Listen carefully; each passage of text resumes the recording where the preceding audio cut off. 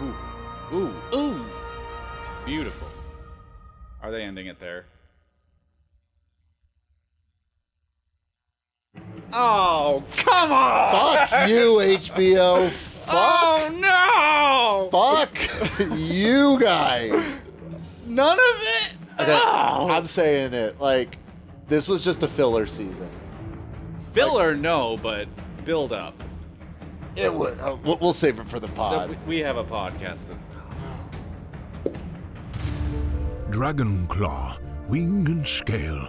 Come now, let's examine a tale of the greatest beast ever considered. Another episode of Big Flying Lizards.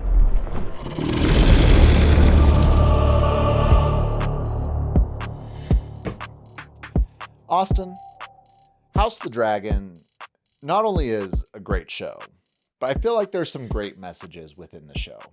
Some of these messages could be hurt people. Mm-hmm. Some of these messages can be hold on to the people closest to you because you never know when you're going to let them go. Some of those messages could be like treat those around you with respect because it's good. The tables, they be turning. The tables be turning. But I want to just pick your brain. What do you think? What message stood out to you the most? Or what message, if you can just take season 8 in general, Season 2, you mean. Episode 8. Yes. Keep going. Season 2, Can't stop. episode 8. What's the message? What are you thinking? What are you feeling? I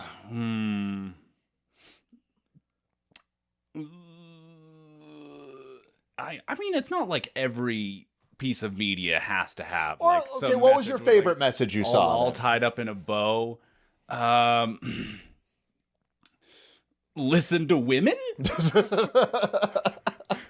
Yep. There's some hey, girlfriend always right messaging in this. Hot girl summer can solve world wars over here. Is that the one? Is that what I was supposed to be getting? I mean, it's an answer. It's a possible answer, but is that your final answer? That's the best I got. What are you getting at? Do you want my answer? Hit me. Do you want my answer? Well, now I don't think I do. You're going to find out in season 3, HBO. You're going to find out what my answer is in season 3. How does that feel? God damn it. How can you do this to us? You done? Final answer. Cheers to that. Welcome to Big Flying Lizards, everybody. That is Bryce Wilson across from me, the enthusiastic Sultan of Socials. Howdy. My name is Austin Snyder. We are a dragon movie and television podcast. Yep. What are we doing today, Bryce? Austin, we're talking dragons. Specifically, House of the Dragon, Season 2, Episode 8, The Queen Who Ever Was. The finale. The finale. More thoughts on that after we do our Codex of Commentary. An answer, no, they're not questions, but we respond to your comments. Yeah, this week was pretty hard. There was a lot of them. Banger comments, and we appreciate repeat viewers. Yeah. Last episode was, I think, our most popular episode to date. Yeah. And I don't know if that had to do so much with the quality of our show as episode 7 of House of the Dragon being a banger. Awesome. It's 100% us. That's probably it. Episode 7, we're what made episode 7 what it is. But with that came some real quality comments, even beyond what I've come to expect from the Big Liz community. Yeah. So thank you to everyone who commented. Let's hear some of the cream of the crop. Hit me. All right. So the first one is from Empirical. That Vermisaur, Jurassic Park, Freudian slip killed me. Skull emoji. He's a dinosaur kid. I assume that was you. Was it? I've got the time codes, Austin. I've got the documents. I do not have time. Okay, I'll drop it in. The way that you feel each footstep is a distinctly Jurassic Park thing that I think worked in trying to demonstrate Vermithor's immensity. But I feel like it's very fitting because Vermithor was very much a Vermisaur in that episode. We talked about it. Big Jurassic Park vibes in that scene. Yeah, exactly. Second comment is from Jose Ben Rosta, 1430. Hugh is the son of Sierra Targaryen, one of Jaehaerys' daughters, who, as Lionel Strong said, drove him mad. She ended up becoming a whore in a pleasure house, the pleasure houses of Lys, and created her own kingdom of pleasure houses. 3 of her eldest sons went to the council of 101 AC to lay down their claim for the throne, but were dismissed. Hugh wasn't one of those, so he likely was the youngest son of Sierra. This means Hugh and Ulf are each grandchildren of Jaehaerys and Alicent, and they each claimed one of their grandparents' dragons. I specifically wanted to bring this up because I did spread a little misinformation. Oh, for shame. I know. Because I claimed that Hugh's mother must have been a half-sibling to Viserys and Daemon's father. But in reality, it was more that she was an actual Targaryen, but she got banished from Jaehaerys. So, because she got around. But according to the family tree, because this is the moment where we're really nailing this down, does that make her does that make her a cousin to? So she was an aunt to Daemon and Viserys, which means that Hugh is like a legit cousin to Daemon and Viserys. Okay, swell. Once and for all, let us know if we got it wrong again. Again, for those of you who have not picked up in each and one of our episodes, we have not read Fire and Blood yet. By design. It makes the show a little bit more fun. Exactly. We want to have an unadulterated experience with the show and media. And eventually we will get to the book. But thank you for the... Yeah, thank you for the comment. We could have said it together. That'd be a weird bit. After every comment, we just turn to the camera. Thank you for commenting. Thank you for commenting. No, cut it. So, the last one, here's the thing. I was really struggling because typically I have not yet highlighted a response to a comment. So, I felt it was only appropriate because I really enjoyed both the comment and some of the comments to it. So, the initial comment is from a regular, Ayamaya Eggs, and the response comment is from Sybil Hart. So, Ayamaya Eggs' initial comment is, I appreciate the Ophelia Lady of the Lake vibe from Alicent, especially Lady of the Lake, considering how this episode details with lowborns claiming a magical entity like Arthur claims Excalibur. Might be indicative of Alicent's role in the future. Also, she finally stopped wearing any religious jewelry in the Hightower Green, instead opting for the light blue dress, just like in her first scene in Season 1, when she stepped out of the carriage to meet Rhaenyra back when she was so innocent. Good comment. Before we break it down, okay, we'll hear. Do you want to break that down real quick? I am glad that you highlighted this because I do think that was an oversight on our part. Yeah. Did not pick up on any of that. Yes. It was in my notes that she was wearing blue, which was a very notable change for her. But also just the Ophelia imagery, it was blatant. Austin, I feel like I said all this verbatim when I said hot girl summer. okay. And like, neither of us are really Shakespeare guys. Yeah. So I'll give us a little bit of grace there, but I'm getting better at it. And I have kind of like the broad strokes of the most important plays. So moving forward, hope to catch it. And I just like any time that Game of Thrones House of the Dragon draws from those classic works of literature. No, of course. And then Sybil Hart responded saying, I like your take on Alicent's I need to be in nature moment as an Ophelia Lady of the Lake vibe. It certainly was a scene that felt pre-Raphaelite in aesthetics. that scene, especially the part where she looked up in the sky and saw the bird, it reminded me of Rhaenys' words to Alicent about being being in a gilded cage or something along those lines. And it also reminds me of the first episode when Alicent turns down Rhaenyra's offer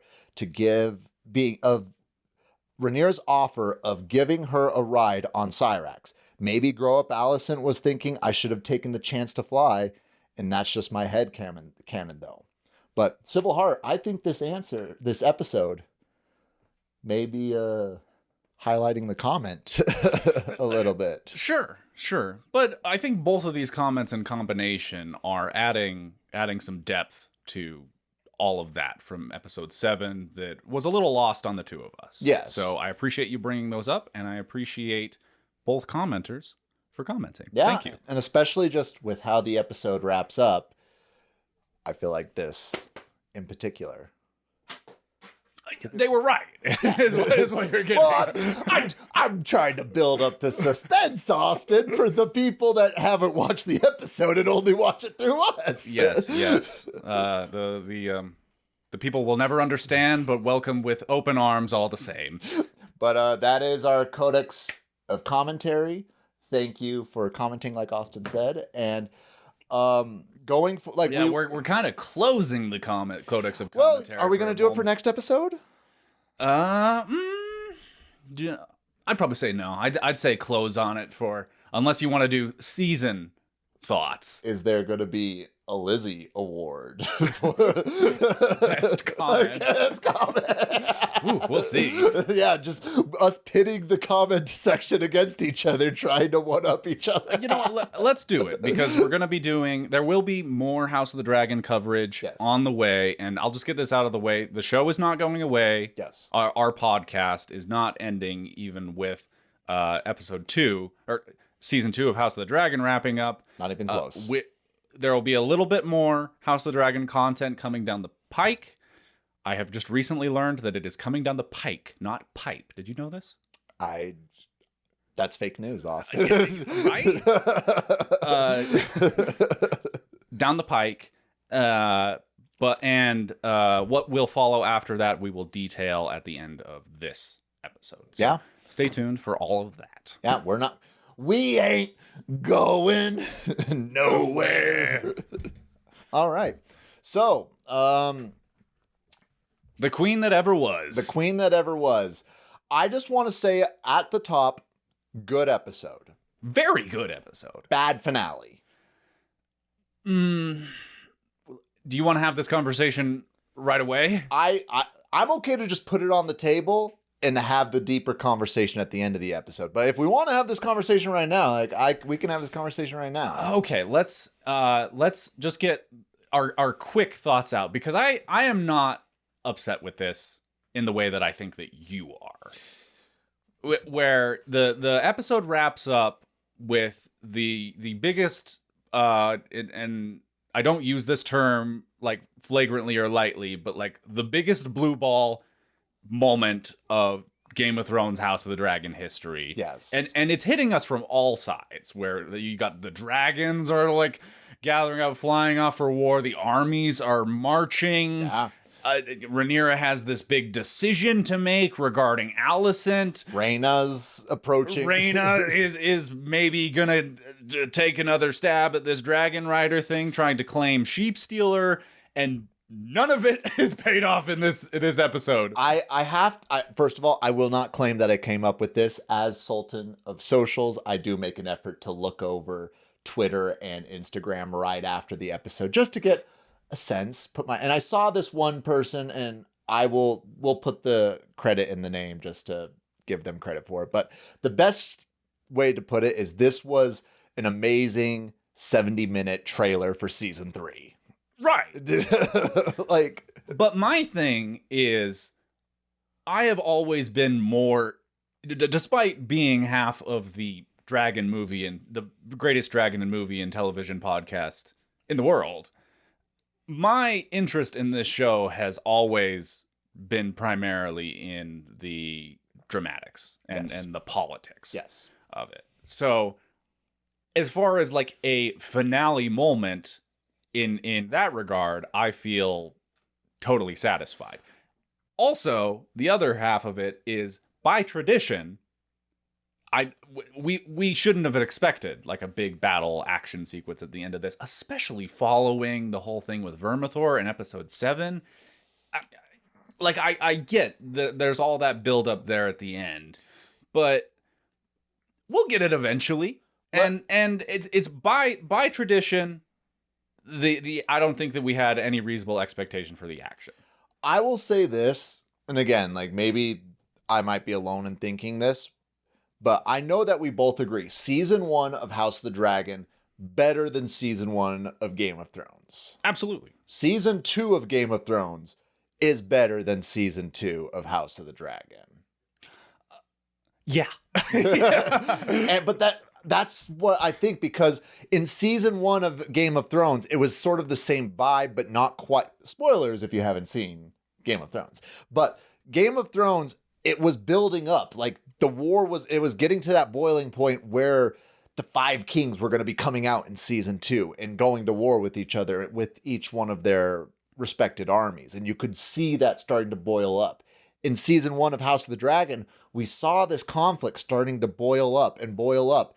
But when we get to Season 2, it seems like, okay, it's still boiling. Like, yes, we got the battle of Rook's Rest. But that's it. Like, and even then, like, that was the biggest action sequence in the entire series so far, by far. Yes. And this in addition to the claiming of Vermithor, which I think would also like fill that slot were it not for episode 4. And here's the thing that I feel like they fell into the trap that Dave and Dave fell into. Dave and Dave were given opportunities to have 10 episode seasons, but they're like, no, we can do it in 8. We can do it in 6. Let's do it. Like, this very well could have had 2 more episodes because they're building up so much. Like, again, like, well, yeah, that costs a lot of money, Bryce. You don't think that it's making it back? Well, listen, I actually wrote in my notes, right? It's the last note that I made, that I was like, this montage looks like it cost $100 million. Well, so it's like money on screen, just like nonstop through this entire episode. yes. And I'm not mad at the eight episode season. Truly, I think this season could have been 7 episodes, if I'm being honest. Well, that goes into a deeper problem. I think with how much went on. Like, again, I appreciate that they're taking their time and they're not rushing it, but at the same time, I feel like they're taking their time in so many ways that they don't need to. Like, we had the whole discussion of, like, it's completely unrealistic that Rhaenyra goes to King's Landing to have this conversation with Alicent. And we'll talk about it later in the episode. But Alicent somehow just jaunters her way over to Dragonstone after Aemond put in another inspection on all the boats. Very silly. Very silly. It's a good episode. I don't want people to think that I did not enjoy this episode because it was a good episode. I just don't think it was a good finale. Okay, and I'll let you have that, but I disagree. I feel pretty satisfied. Part of this, I will say, and if you want to talk more about the quality, then we can. But this is a notable podcast today, in that this is the first time we've covered a piece of content that we had intended to cover so immediately after it dropping, that then got leaked before. Yes. So we were good boys, and we waited for the official release. Twitter and TikTok was making it difficult. It has been chaos on all the social media platforms. All of it. I've been getting so much done in my actual real life here. It's been great for that, but the bit with Alicent and Rhaenyra was spoiled to me in the broadest strokes. Yeah. The way it's described in a log line, where I just saw the thing that it's like, House of the Dragon Season 2 finale, Rhaenyra and Alicent team up. I was like, that is going to be... it's going to wreck the show. That's awful. I see how we've been building to that, but that's nonsense. Yeah. This is terrible. This is going to be a disaster. So that had a weird, kind of backwards effect of taking my expectations down 3 or 4 notches. So I just want to make that clear going into this episode that coming from that perspective where I was expecting a dumpster fire, I'm feeling pretty good about it. Well, yeah, I mean, I get where you're coming from on that point, but I also really, I know you said, I called it a filler season, and you said it's a build-up season. And I'm just going to push back and say, I think it's half and half, because there was so much of it that just felt like, okay, they're trying to fill in these characters, which, again, I'm not necessarily saying is a bad thing. It just makes for not as compelling in the moment. I'm willing to go on the books and say it's going to pay out later. But especially how we saw how amazing season 1 was, in the moment, it feels underwhelming. I hear you, and I'm interested if once we have the whole run of this show, whether it's 3, 4, 5, whatever seasons, I wonder where this season will land. The big thing is just Daemon and Harrenhal, which we've harped on enough in this. I think that's what I'm talking about, and that this season could have been even more condensed. But now we're just talking about the season overall, and I really want to get into the episode. So if you don't mind. No, the episode starts out with a monkey. Yeah, and pirates. Pirates and monkeys. Just further confirmation that I chose the correct team, that the Greens have allied themselves with such kings of fashion across the way. Or that they've aligned themselves with pirates. Take as you will. I don't know. These seem to fall sort of into that Pirates of the Caribbean swashbuckler, more like adventurers than rats. Right. Right. Hooligans, not delinquents. Remind me, what was Aegon doing in season 1? No, I'm not talking about that at all. I'm talking about the Triarchy folk. Well, I know, but I'm saying who are they aligning themselves with? Okay, point taken. But I did just love aesthetically it was awesome. Everything in all of this with Tyland. Yes, it very much had the same feeling when we were in Harrenhal in last episode. They're like, just so many fits to pick from. Right? And how do you follow up that last episode with just banger fit after a banger fit? The momentum was not lost going into episode 8 at all. You follow up with pirates. That's what you do. You open with the pirates, and it maintains. I mean, we'll do our fit picks at the end, but killer. But so Tyland is meeting with the Triarchy, who, as we've known watching the show, Westeros has been at war. Specifically, Driftmark has been at war with the Triarchy since episode 1. The turd that will not flush. They are the turd that will not flush. And they're asking for the Triarchy. They want the Stepstones, and Tyland has to take their captain for them to agree. Like their commander captain. Yeah, you say take, but you mean take along for the conflict, because they'll sail under no other. Yes. And we come to find out that this feared, respected captain, and did you chart down? See, I wrote down Shikaro. Shikaro? That might not be the right pronunciation, and we can just call that payback for what she does to our boy Tyland throughout the episode. Yes. Look how she massacred our boy. Yeah, we wouldn't know anything about that. But Tyland was definitely taken aback that it is a woman leader. It very much had Elizabeth Swann vibes. A woman pirate captain? I took the episode off right there. Well, no, I'm just saying that's Tyland over here. he's very old-fashioned in these things. He turned the episode off right there, or did he? Okay, but I mean, he's there to get the job done by any means. By any means. So he agrees to that song and dance. Anything else that you want to cover with this fantastically pirate scene? We'll be back on it. We'll be back. The vibes were right. This goes to Aemond looking over the burning wreckage of the city of Sharp Point. Was it Sharp Point or Shark Point? I couldn't Just tell. say it really fast and nobody will know. Sharp Point. But I genuinely could not tell if Aemond was looking at the city with like amusement in his eyes or if he was upset. Because it is Sharp Point. Sharp Point. Sharp Point, 2 words. Perfect. Okay.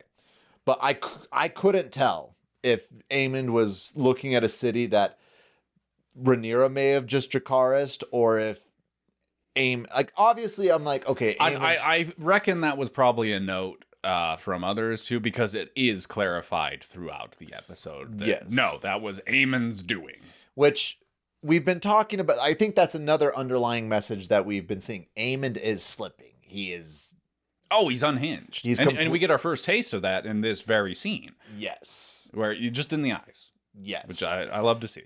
And you can specifically wait in the eye. Got him. Got to get it one more time until season 3. But and in that eye, you can see almost like that constant tear line, like he's about to cry throughout the episode. Mm-hmm. I don't know if you saw that. Yeah, later with Helaena. Mm-hmm. A weird scene, but I liked it. Yes, that was what we've been wanting from Harrenhal this entire season. Yeah, but we can't jump ahead on that. Okay, but Aemond scene is very quick. We move to Aegon and the Grand Maester Orwell. Yes. Larys then enters. And he says that things are not going well. He's like, hey, we need to GTFO. Yeah, he tells Aegon that they need to leave because Rhaenyra has 7 dragons now. And Aemond is just like, all right, well, you'll be the queen of ash and dust, apparently, because he's just burning everything around. And Aegon doesn't want to go. Aegon is... Well, it's not just that he doesn't want to go. It's that he is broken. Yes. He seems to be having a particularly dark day where Larys has kind of coaxed him out of that in previous scenes that they've had together. But I really liked this as the culmination of their relationship for the season. Yes. Where they're directly talking about despair. And Aegon reveals that, yes, it's true. This man has no dick. That's taken things to another level. I'm not gonna lie. Yeah, that hits. And his legacy, gone. The family jewels, they gone. And it's factually confirmed. Not that we've seen it, but we know that Larys has a penis. So that is one thing that Larys doesn't try to get one over on him, even though he doesn't. He can't counter that, but he has some good points to the value of living. He doesn't even acknowledge that. Yeah, Aegon's talking about how it happened, and Larys is just like, anyway, let's get out. And then he started feeding into his ego, though. It was just saying, hey, let Aemond and Rhaenyra fight it out, and you can come and be the uniter, the peace bringer. And Aegon's not the smartest one now, is he? He's smarter than we give him credit for, but he likes that. Larys is playing to his ego. And what's the name that he gave himself? Because that was a payoff from earlier in the season where it was Aegon the what magnanimous? Yes. But the name that he gives himself is the Realm's Delight. Now, I could be wrong, but I believe that's the name that somebody gave Rhaenyra in season 1. I don't recall that at all, but I could be totally wrong. I could be wrong as well, but I believe that in season 1, somebody was like, Rhaenyra, the Realm's Delight. And it could have been just Viserys's name for her. Interesting, if true. But it would also make sense, like, if Aegon sees that his father called Rhaenyra the Realm's Delight, I could definitely see Aegon being like, oh no, I'm not taking just your throne, but I'm taking your... I'm coming for it all, baby. Coming for it all. But again, Tom's doing an amazing job this season. Yeah, and we get a better look at the makeup, I think, in this episode, which looks excellent and very like cheesy, but not like in texture, not in concept, like execution. Yes. I thought it looked great.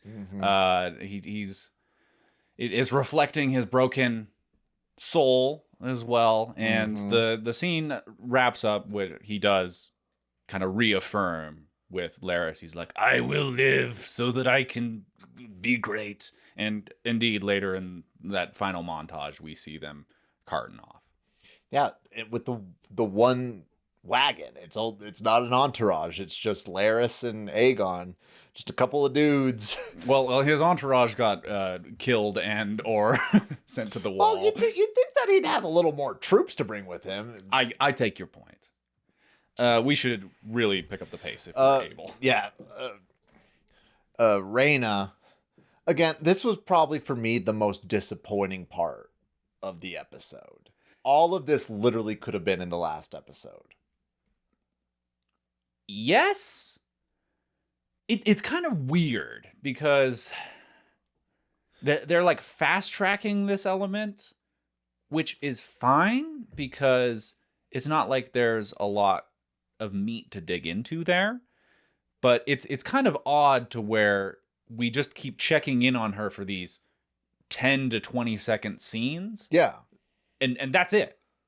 Like I'm sure that actually I'm not sure. Maybe they're just gonna like she's just gonna show up on Sheep Stealer in the next season. But that's the part that I'm angry about. If she's just gonna show up, why show it at all? Exactly. Like you literally could have ended with her running off, and we would have all known what she was gonna do. Like all of this.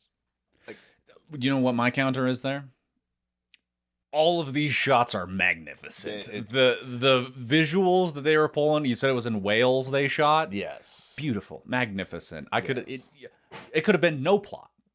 They could have had no characters in it and just were Planet Earth that shit. Richard Attenborough. You almost convinced me. But it's like Alicent in the last episode, which again we've already discussed that maybe there's a little bit more there than we gave it credit for in our podcast. Yeah. But it's brief enough and it's well represented enough that I didn't mind it. Although I do want to see that scene of her claiming Sheep Stealer. I think that would be a really strong way to open the next season. Yes, I agree, but it really comes down to this episode was just a 70-minute trailer. Like that's where my frustration. We'll revisit this conversation at the end of our recording. I know. But now we're to Jace walks in on the new dragon seeds. And I know that we were saying that Ulf was going to be the comedic relief. I just find him obnoxious. Like, I don't know about you, but I don't find him that funny. Like, I know he's trying to be funny, but everything that he's doing, I'm like, dude, you're like, if you'd be killed if you did not have Silverwing. Like, you are this close to just in this context, but you're being a prude over here. It's just that he doesn't have anybody to bounce off of. He benefits from a properly tailored crowd. Here's the thing. I really feel like that they could, if they're trying to make him the funny character, they could have done a lot better job rather than him just being like this complete asshole, though. I like what Tom Bennett's doing with the character, and I have found him really amusing in other scenes. For sure. I think that his expressions do a lot. It's tricky. Like, I don't feel that this is a moment to criticize that aspect of character or performance because it was specifically being portrayed in the scene that his comedy and his sort of nature wasn't going over well with the other characters. This and then later the dinner scene. Fair.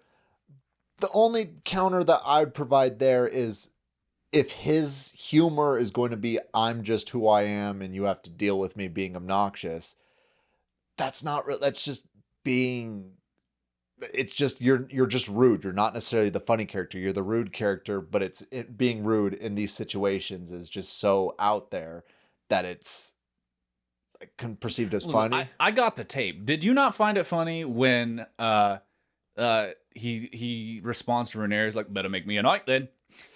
Yes, but it was like one of those like, oh, oh. It's going to be a balancing act for Tom moving forward. And I don't think that it's the character's fault, the actor's fault. I just think that the writing that they're particularly giving him right now, there's pretty much saying, okay, you don't know how to deal with royals. You don't know how to be around these people. So we're just going to have that be the humor of it. But I feel like I'll say him giving a hug to Jace, like it was one of those things like, oh, that, like you just don't do that. I don't think Rhaenyra is the only person we've seen hug Jace in this show so far. Well, something we're starting to get a sense of in this episode, I think, is that I don't think Ulf is actually that smart. Oh no, he's high charisma. Yeah, he should be a bard. Yes. So to me, I didn't mind it. I liked what was going on with his character in this episode.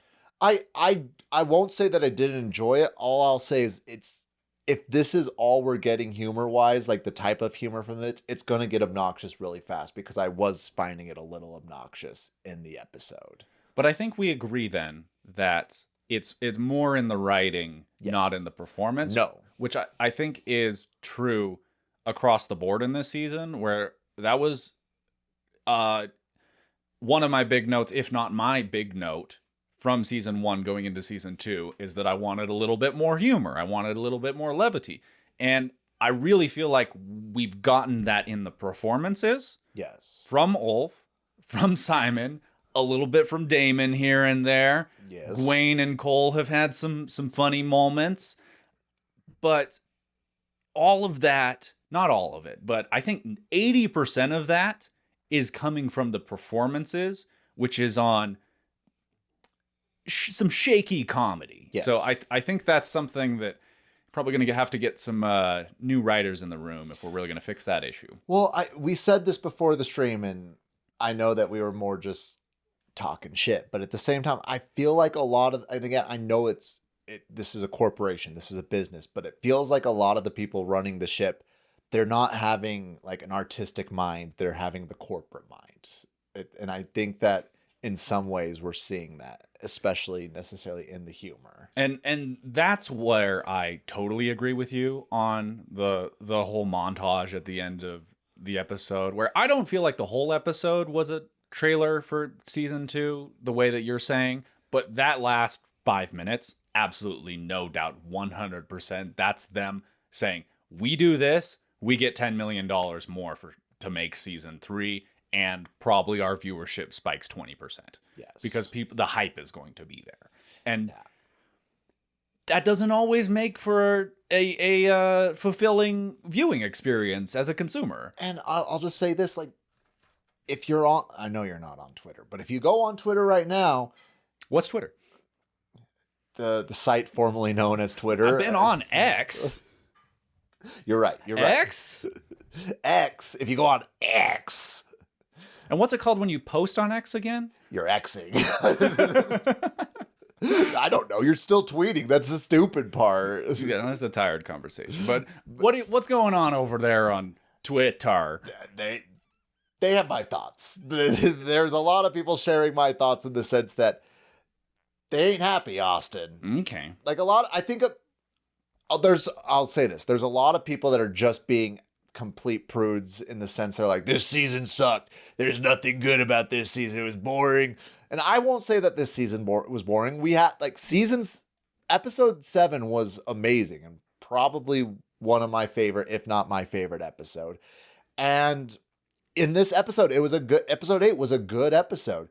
But at the same time, I think that they were just, I'm not going to be going over with these other people that are like, oh, you're seeking that dopamine. You want every episode to be amazing, which again, the Jujutsu Kaisen and Demon Slayer effect has given me that expectation to be hitting that dopamine rush. But at the same, I feel like they gave us a nibble when I wanted a bite. The season's a sandwich, Bryce. It's a sandwich. And you know what we had? We had a Costco sample for this season. We got bread on both ends. It's not what you get the sandwich for. It's not what you're customizing. It's not what you're talking about. Can I get the Hot Pocket? Can I just get the Hot Pocket already? It's some quality artisan bread that's framing this thing, but it's not what's making the season. Well, going back to Dragonstone, it was fun to see Jace sort of like putting Ulf in his place. Yeah, like he's found a punching bag. A means to take out his anger. Yes, and Ulf doesn't seem too opposed to being that punching bag. Yeah, I'm not sure that I'm that interested in them pursuing that dynamic that much further, but maybe Bela's turned him around in a meaningful way. Maybe. We'll see. But anything else that we want to talk on that? I know we got to get going. No. I mean, so just to summarize, Jace has sort of engages Ulf and Hugh. Ulf isn't up with the customs. He's very casual. Hugh is a lot more respectful and he knows court. Like, he's been to court and he probably deals with. He gets it. He understands. This moves to Corlys and Rhaenyra at the harbor. Yeah, I believe, I can't tell. Is this Driftmark? I feel like each time this is going on that this is Driftmark. Well, I don't know, honestly. I mean, if Rhaenyra's there, it can't be that far of a jaunt. Driftmark is really close to Dragonstone. Yeah, I know. I just wanted to say that the all of the background work and the like extras and the hustling and bustling going on behind the scenes, not behind the scenes, but like in the scenes in the background, throughout this whole season with these harbor scenes, fantastic. They continue to just totally excel at selling the world in that regard. Well, they finally fixed the boat after an entire season. Yeah. They had to milk it, you know. They built this amazing set. I have so many. I'm just gonna keep repeating myself, but we find out that Rhaenyra is worried about Dreamfire. Well, yeah, because Corlys brings it up. And I believe. Yeah. But they're accounting for the dragons. Clearly Team Black has way more dragon power at this point. Yes. But they're talking about the Helena's dragon, Dreamfire, which is clarified. I think we saw Dreamfire in season 1. Yes. That's the one that Aemond ran into. But it is confirmed that Dreamfire is a very old and very large dragon, formidable in a fight. And what this, I said it to you when we were watching it, is I feel like this means that Helena's on the way out.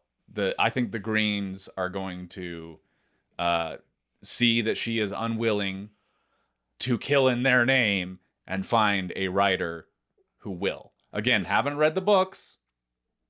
But I'm worried that is the trajectory. Specifically Aemond. Yeah. Which sort of counter to my theory that they were lovers, but it's still possible. It's still a possibility. But we do find out, and I will say this. Rhaenyra brushes off Daeron's and his dragon pretty quickly, which I know that's the fact that the fan base that I have seen really have admired and built up Daeron and saying that he's going to be a big deal. So I guess that it's sort of spoiled that he's not something that Rhaenyra can just brush off. But I feel like this attitude that Rhaenyra has for Daeron is not healthy, because it's like, oh yeah, it's a small dragon. It doesn't matter. A dragon's a dragon. We've said this throughout the entire season, and to brush off a dragon is not. That's what Corlys says. Yeah.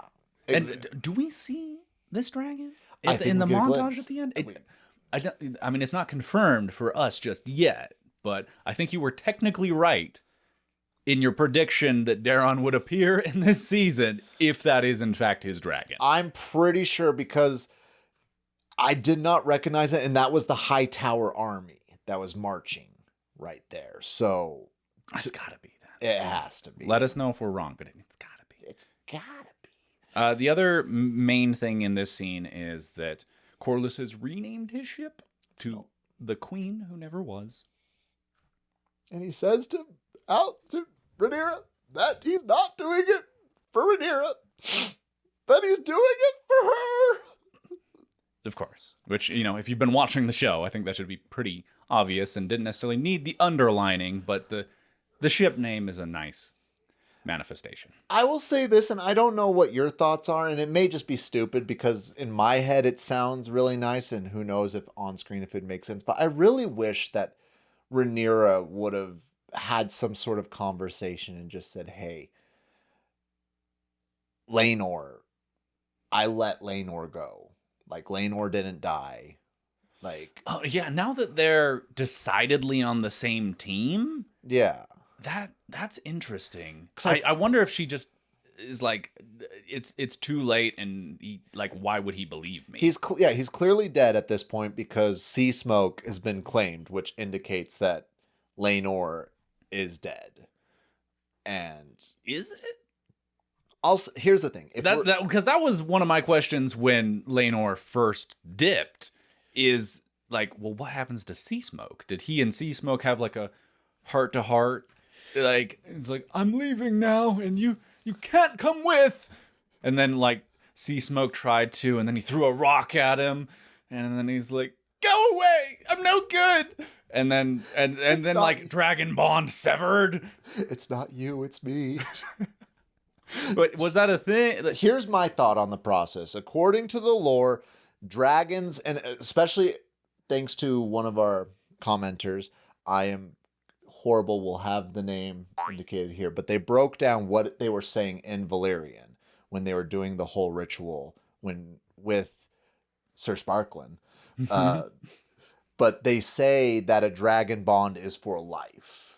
So in the show, they're indicating that bond can only be severed by death. And it's not necessarily that they have to be together. My thought process is they don't have to necessarily be together, but Sea Smoke will not be able to accept a rider until Laenor was dead. And somehow, like, telepathically, they know, like, okay, my rider is dead now.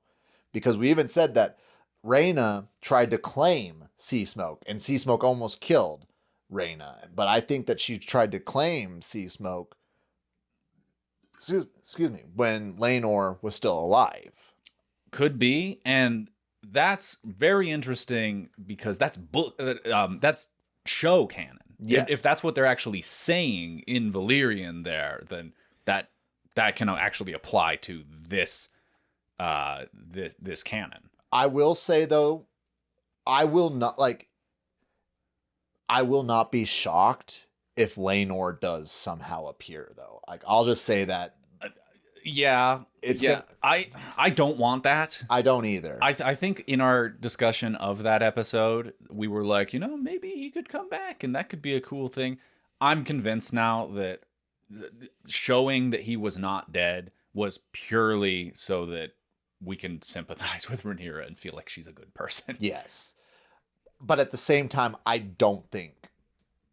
would not put it past the showrunners to be like, well, even though Sea Smoke is still bonded, who says he can't mess around on the side? He's a multi-bonder. He's a multi-bonder. He's a polydragon over here, yeah?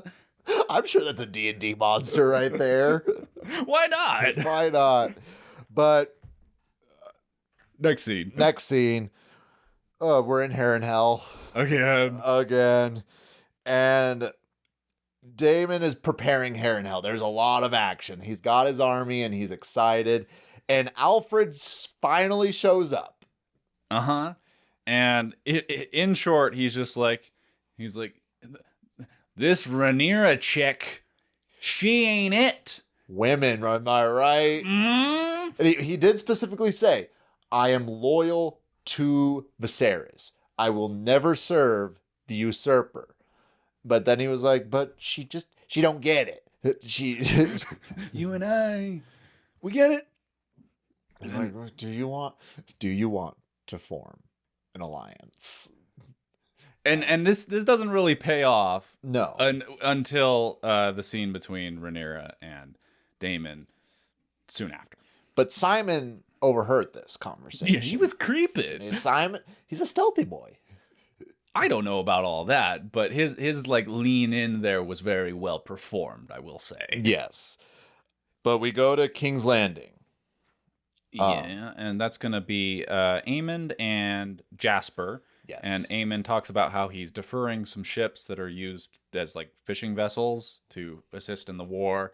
And Jasper's like, that's going to be a problem. And Aemond's like, it's going to be a bigger problem if they're dead.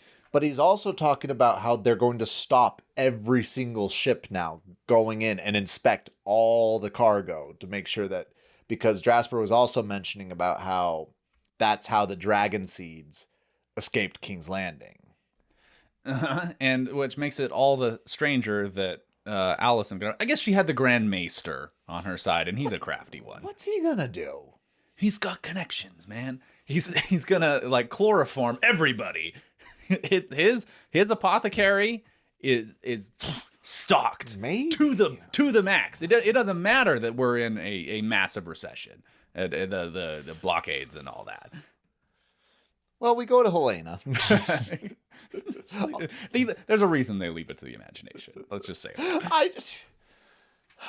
I really, we'll talk about it more, but I just don't find it realistic, and I like the intensity, but I just don't like what they're doing. They're just trying to.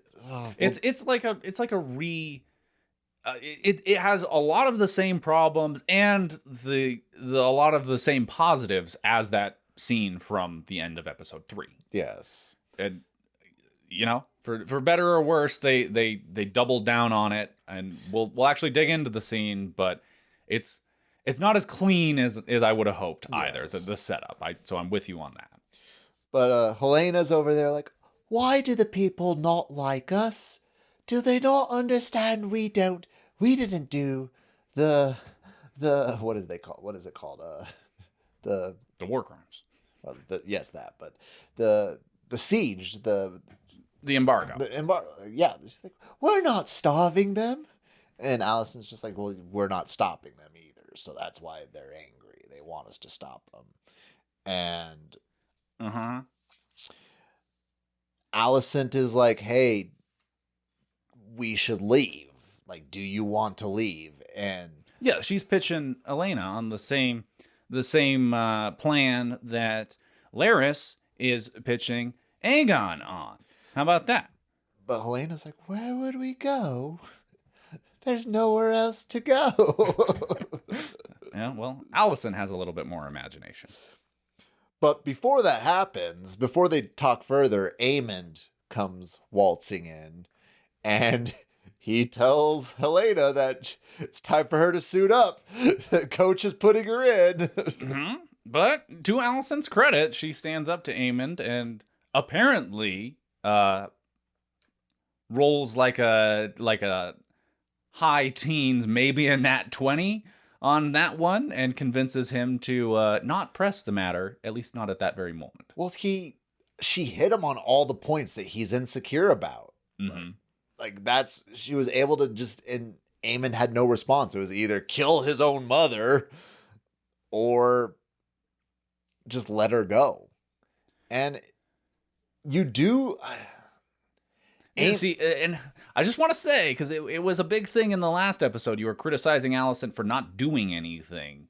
She's making moves this episode. I know, but for better or worse. I think we both even said they had a point, they had somewhere that they wanted to take her, and she was at one point, but the last episode, and again, we got a lot more clarity with what's going on at the end of the episode and the Lady of the Lake vibes, but this was the payoff. Like, we got to see her come back and be the Queen Regent, essentially, a little bit. Yes. And you know, she's leveraging her position. You know, she's not a fighter. She's no, I mean, she can hold her own, but she's not like a great politician. Yeah. But she knows the people in power, and she can manipulate there. I think that's going to be one of her downfalls, though, is that she thinks that she can manipulate people there. Oh, yeah, because there's a pretty major hole in her plan with Rhaenyra, where Aegon's not even going to be there if and when she decides to show up. But again, we're jumping ahead. Let's talk about this is to Alicent and the Grand Maester again, unless you had more. No, I was just going to say that she's asking the Grand Maester for help, and we already did talk over it, essentially, saying that they don't say it, but she's asking the Grand Maester to get her to Dragonstone. Yeah. Quick scene, and then we're over to Criston Cole and Gwaine in the forest, which I don't think we have mentioned that the I think it's the Born Wood. It's the same thing that's featured at the beginning of Gladiator, and all of this shit looks amazing. What a setting. So good. They know how to pick their sets. Not a set location. Their location, sorry. But yeah, the location manager for this show, it might be the best in the game. Yes. Just gonna say it. They know how to pick them. And I think right now, this might be, I don't want to say controversial, but because there's so many good duos and so many but Gwaine and Cole, I think, have some of the best like on-screen chemistry together that I've seen. It's been a fruitful relationship this season. I'd have to agree. And it may just be that we haven't seen them together all the time, but when we do see them together, it's so enjoyable. Like yeah, because they're not friends per se. Yeah, but they're sort of reluctant allies who have they've trauma bonded together. Yes, and you know, sometimes Gwaine gets one over on Cole and vice versa. Mm-hmm. But in this scene, we come to Criston Cole, maybe at his lowest ever, which is really saying something. Yeah, he's been having some dark thoughts. Yes. It would seem. And I think it's confirmed that he has those, like, it's not just, Alicent's not just a side piece to him. Like, I think he genuinely loves Alicent. He catches feelings quick. He falls hard. Because he has her little handkerchief and he's just, like, looking at it and just... Out in the open, which Gwaine takes personal offense to. Yes, because he's already aware of the circumstance, but to be so flagrant about it. Yes. And he draws his sword and is like accusing. And Cole is pretty much saying the same exact thing. He's like, okay, yeah, sure. Charge me with those things. What's that going to do to your family if you charge me for it? Got him.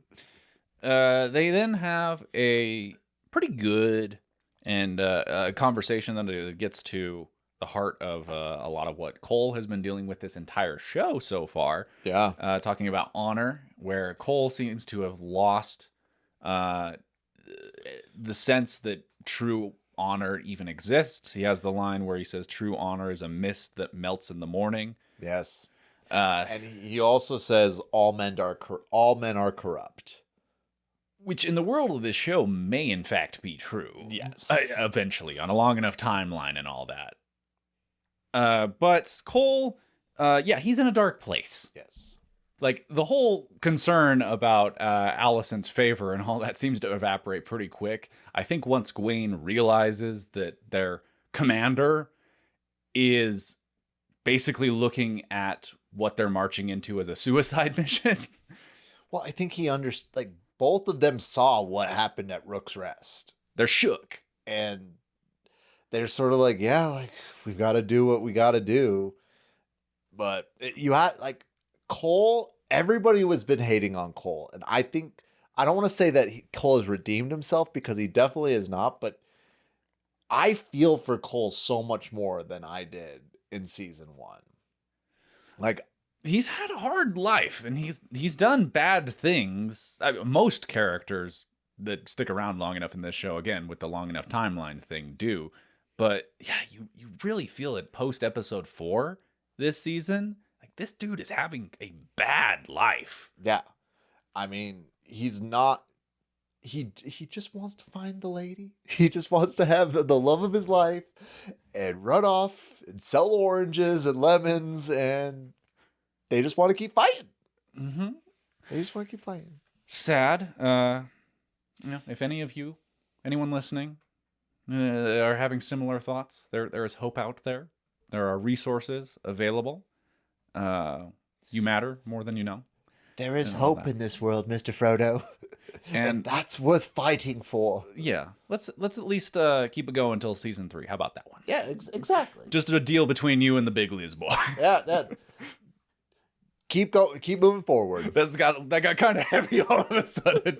What's the next scene? Next scene is a mud fight. Oh yeah, dude! It's looking all, and not just mud, because it's like black. Yeah, it looks like tar. Yeah, man. Tar and mud, and Tyland is just not having a good time with it. Wow, what did we say her name was? You're gonna make me see. Yes, Sharako.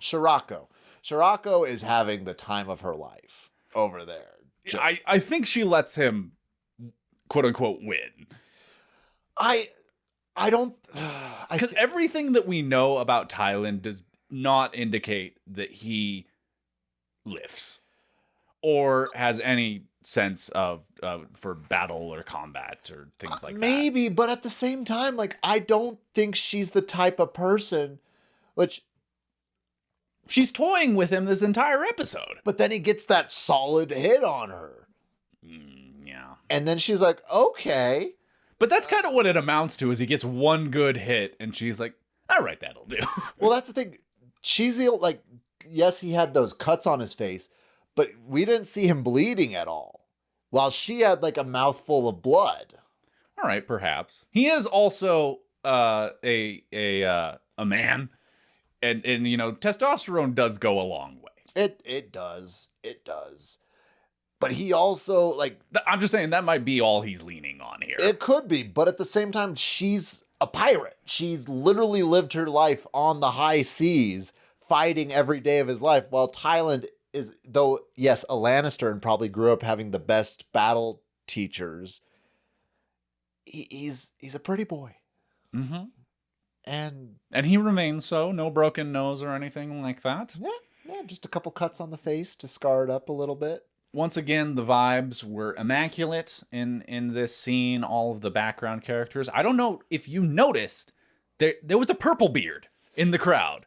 So here, I know we're short on time, but I just want to talk about this. Tyrosh is a place across the sea where they specifically love dyeing their beards and facial hairs like extravagant colors. And so that's one of those things. Like, Tyroshi pirates are like a big thing in a Game of Thrones, and they have like ridiculous colors. And that's one thing that people were mad about in a Game of Thrones, that Daenerys's lover all throughout Essos was supposed to have like a purple beard with a gold mustache, and he was just a normal dude. See, you and I agree on this, though. We've talked about it. Like, we want the vibrant eyes and the wacky colors and the hair and all of that. Mm-hmm. And just that they're giving us this little taste just in the background there. It's insulting. I want it front and center. It's like, it's possible.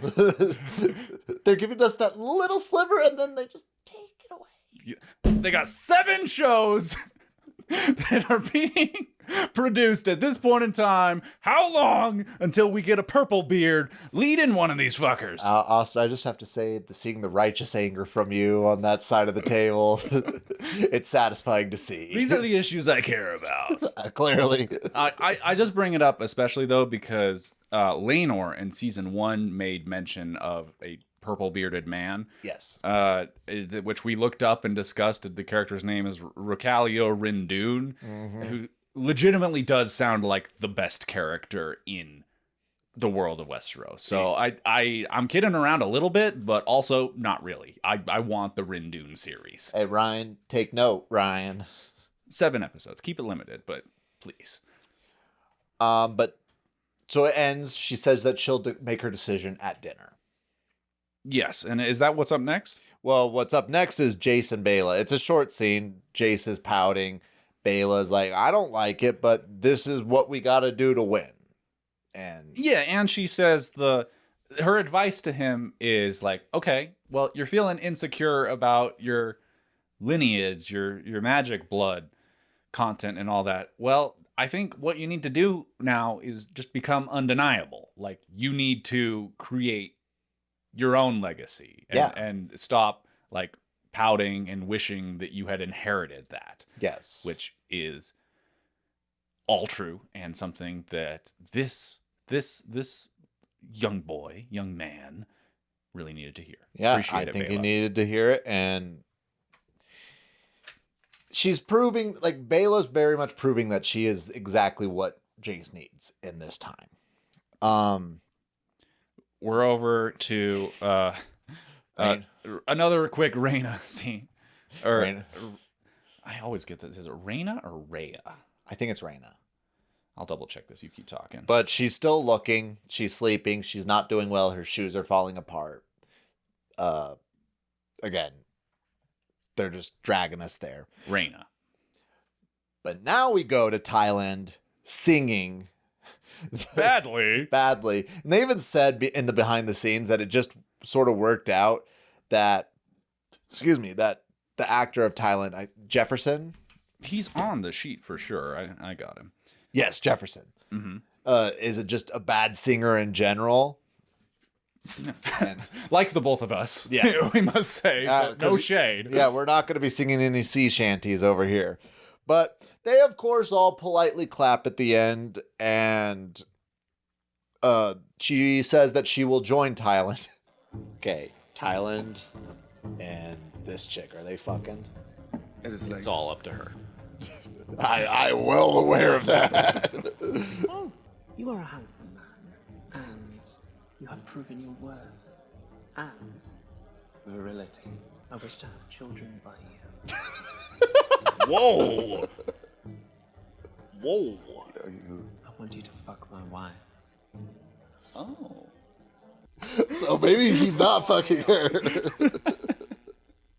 And then she makes an interesting little proposition to Tyland, saying that he will I don't remember. Well, yeah. I mean, one, they like toast to, she's like, I have decided that you are my man for this war, and like the deal that he was negotiating with the pirates earlier. Yes. And then he's like, yes, and a toast to friendship while we're at it.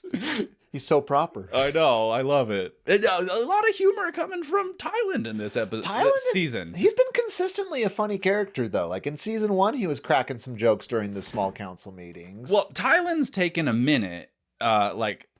His brother Jason has always been a riot. Yes. And obviously same actor playing the two characters. Tyland's been a bit more of a slow burn, but I think we got to see that side of him more in this episode. Is it the Enjoyed same it character? quite a lot. Same actor?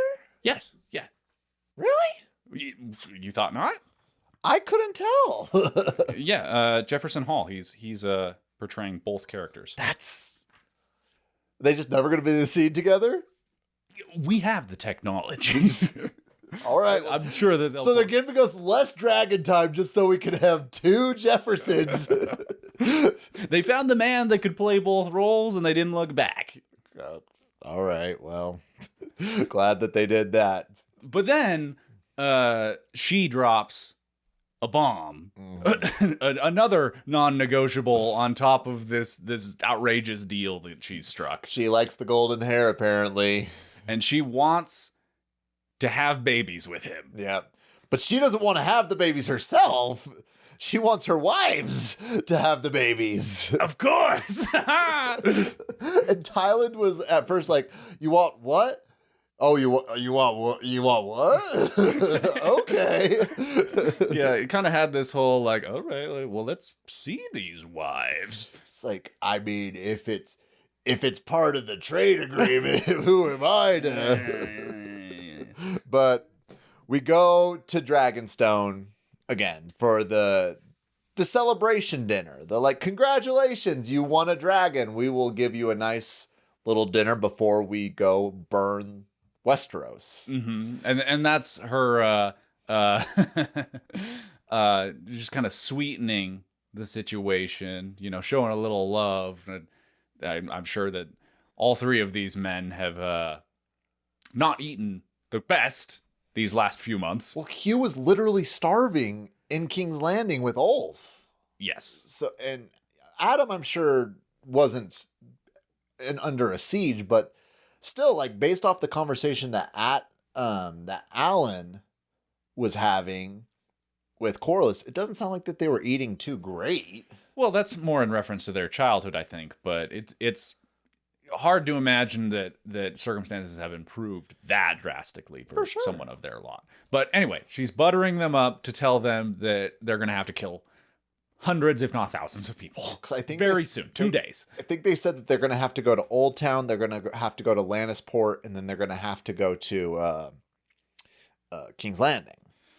Now they're a little bit more keen on it than Helaena, but tiniest bit of pushback. Yeah, they were like, we have to kill innocents. And they're like, you signed the waiver. Yeah, and it's Rhaenyra's classic that it's like, yes, but thousands more will die if we don't kill these people. Which they'll die either way. It's just who's gonna kill them. It's a totally valid argument that has never been the justification for any atrocities throughout history, both real or imagined in the world of Westeros. Exactly. Nobody ever uses this as an excuse to kill people. And Ulf does drop the whole banger line of like, well, name me a knight then. Good line. It's a good line. But we're getting more of that sort of awkwardness from Ulf.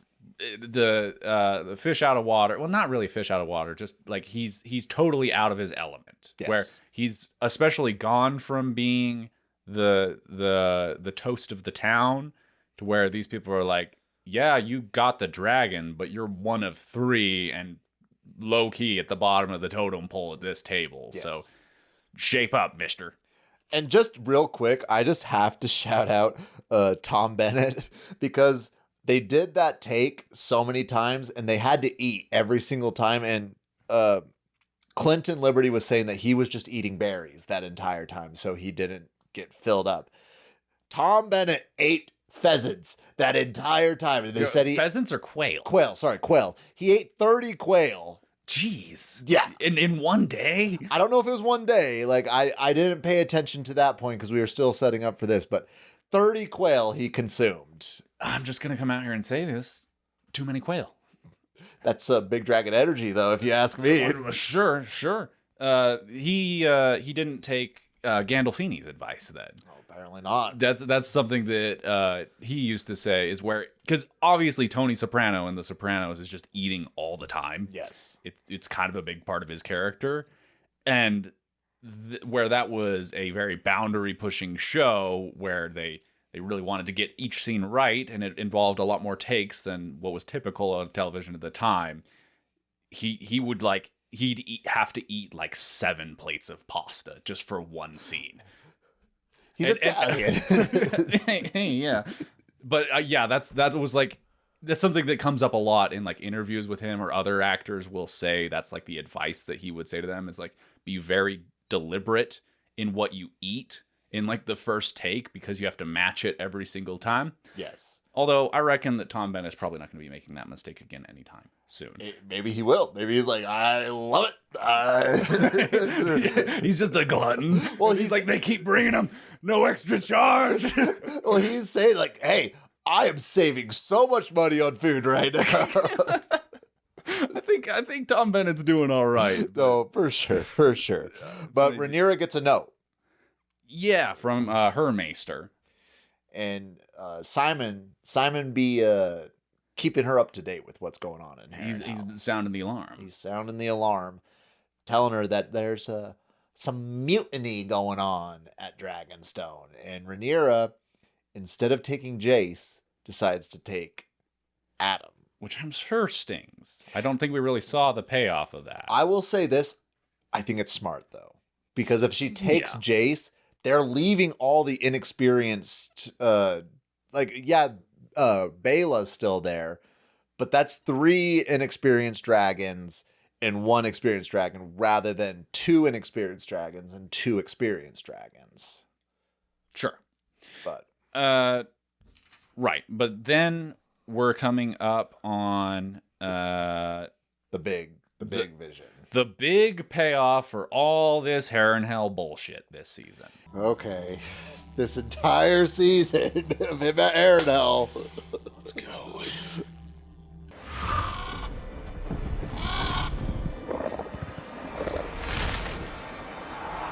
And what did they give us a vision of? Everybody's favorite. It's the Song of Ice and Fire. Holy shit! Do you know about the White Walkers, dude? They're coming. Winter, it's coming. 167 years from now. Right. And listen, the sequence actually was pretty sweet. It was. And I appreciate them going bigger with these visuals. That's what I've been asking for this whole time. I'm very glad that it didn't resolve with that scene with Patty. But to go back to the Song of Ice and Fire is just an automatic groan for me at this point. I mean, I was tired of how hard they were teasing this in the run of the original Game of Thrones yes. show. And the fact that we are still here, 13 years later, yes. teasing something that we have now seen come to fruition in a fantastically unsatisfactory way. Yeah, and at this point, I almost want to say, okay, if you're going to keep building it up, I wasn't on board with this train originally. Just redo it. Like, come on. Like, I'm sorry, but it's... You want a full season 8 redo? I want a whole season 7 and 8 redo. That is never going to happen until the AI. I understand that, but they keep bringing this up. Like, this is the pinnacle. Like, winter is coming, the White Walker. I'm like, they came. Nothing came of it. Daenerys lost a dragon when she went over the wall, and then she lost most of her Dothraki. Like, that's the most consequential thing that happened. But for its own sake, it's very slick. It looks really cool. Yes. All of the visuals are pretty sweet, and again, they go weirder with it. Like it's very abstract and like dreamlike and yes. And but basically, it's portraying the Song of Ice and Fire, which has now been revealed to Daemon, even though he's been told about it. He knows about it, but that is. Well, I guess I'm getting ahead of myself, but this, in combination with his scene with Rhaenyra that's coming up, is concluding his arc, if you want to call it that, for season 2. But a weird scene, like if we want it to be the weirdest scene, we have to get the weirdest character to be tied. Yeah, and what's this about?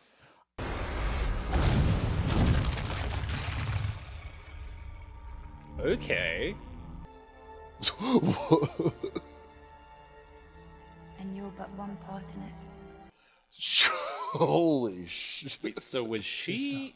I think so. Like, astral projecting? What's going on here? Because at the end... So, and we kind of got ahead of ourselves, but Alice leads Daemon... To get to this scene, Alice leads Daemon out into the werewoods. Yes. And she has him touch a tree, and yes. like some blood or like tree sap or something runs down, and then he starts to have this vision. Yeah. And Alice is there sort of at the end, but then it shifts to where it's Helaena that's having this conversation with Daemon. I think it's trying to tie... And again, there's so much that we could potentially get into. And again, like, I can shout him out every single time, but David Lightbringer has consistently talked about how everything that goes on in a Game of Thrones is Bloodraven's fault. Bloodraven is the three-eyed crow that trains Bran in, spoiler alert, in A Game of Thrones. The guy who's a part of the tree, the old man. Yeah. He's a Targaryen. He's a Blackfire bastard. Yeah, because we were seeing visuals of that in this. Yes. And so I'm almost wondering if it's not necessarily him, but maybe like there's some sort of Targaryen tied to the werewood trees. And there's some people like Bloodraven who just are tied more into it. And Helena's one of these people that are tied into it. And so she can go into the Matrix whenever she wants and just sort of sees. And that's how she can like tell the future and see what's going on. So my main question here is like, sure, all of that, maybe, I don't know. But are they trying to say that Alice and Helaena are connected? I think they're more saying that maybe we should think of it more like Attack on Titan, where when all the Eldians go into that one place, they're all of one hive mind. And Helena's like playing as she's always in the hive mind. And then she sees Daemon and she sees what Daemon's seeing. And she's like, hey, this is your destiny. This is what's all going to happen. Us fighting. Like just sort of that route of it. I mean, that would explain why she's such a space case. Mm-hmm. Like in conversation day to day, where she's spending her bandwidth in the werewood network. That she is, because she was making sense, kind of in the most of this episode for once. And that's the thing. Like at first, I was wondering, like, is it actually Helaena or is it not? But then we got the confirmation because she's talking when Aemond comes in the next scene, like up the stairs. Yes. That she has like some greater awareness of the going-ons with the whole Targaryen family, or maybe the greater world of Westeros. Yes. Is there anything else you want to go over with that particular part? No, I will say I found this quite satisfying. In general, it took way too long to get here, and I don't think that is a crazy or unique take. No, I'm not particularly. Oh, also the like ethereal kind of music as they're walking out to the tree was pretty sweet. It had kind of like a 90s flair that was unusual but really worked. Banger soundtrack in this episode. Yeah, good one. There was a couple good ones that might make it to the Lizzies. We'll see. Coming soon. Coming next week. But that does make us go to Aemond approaching Helaena, who's sort of just spacing off, talking to Aemond, it looks like she's just talking to herself, which I'm sure Aemond at this point is just completely used to it. And he's still trying to convince her to ride with him to war. Yeah, almost like, again, teary-eyed in this, like pleading, like he feels defeated, like he needs this, but his remaining humanity is like, well, I can't, this is my sister, I can't do her wrong. Yeah. Which again is maybe like him recognizing that if she doesn't go along with this plan, he's going to have to find another method. Well, that's because that's the thing. Like in Aemon's defense, if they don't do this, they lose the war because Rhaenyra has 7 dragons. And like Rhaenyra said, Aemond can't be 7 places at once. Like it's just not going to work. Truth. Absolutely. Also, he doesn't need to fight the war. This is a reality that hangs over this entire show. Austin, are you saying that Team Black needs to win? Are you saying that? Are you saying that Rhaenyra is the rightful queen? No, that's not what I'm saying right now. Oh, okay. Again, I'm Team Green because I like the characters. The characters. Fair. Everyone here is a psychopath. They're all bad people. Yes. But you go. I was just going to say that Helaena saw that Aemond burned Aegon. And Aemond's tried to deny it a little bit. But she's like, no, like, I saw you. And then she started hitting him with I think with some prophecy. Yeah. So she says that which I've come to take Helena's prophecies pretty serious. I think at this point in time. I think we have. And she says that I don't know, maybe this is a spoiler alert, but that Aegon is going to end up on a wooden throne and Aemond will end up dead. Yes. We'll see if that pans out. I'm giving it a 90%. But she's not been wrong yet. Yeah, but the details of that will be interesting to see. But I also wonder if Aemond is sort of cued in yet, that she's prophetic and like has these prophetic dreams. If he doesn't know yet, this should have been the moment where he's like, "Oh, you're like a super Targaryen. you're galaxy brain over here." Exactly. So which if he was really on the ball, maybe he'd try and use that for what it is, but I don't think it's going to go there. I don't think it's going to go there as well. Dang, that could be their advantage though. Is like they just got a Professor X on Team Green here. But she's not going to leave King's Landing. It doesn't matter. They'll build her a Cerebro. They'll refit the Red Keep, and she's just gonna like mind paralyze the dragons out of the air. Big if true. Big if true. Why not?